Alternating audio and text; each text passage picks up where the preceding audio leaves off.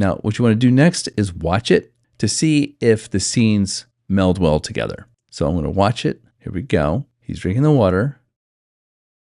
Now he's drinking the water right here and he does that. Okay, so what I want to do is I want to come over here. This is important. This is hard to do. We want to have him drinking that water, right? So in this scene, he still needs to be drinking that water right here. Click on the C to get the cut tool. Let's cut right there.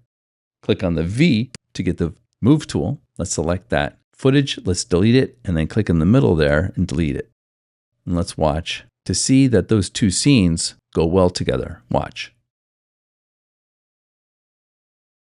That works. See how those two scenes work well together? All right, let's see how long I want to get this scene for. He looks at the water and goes, ah.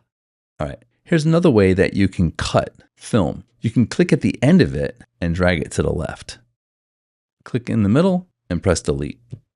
All right, let's watch from here to the next scene.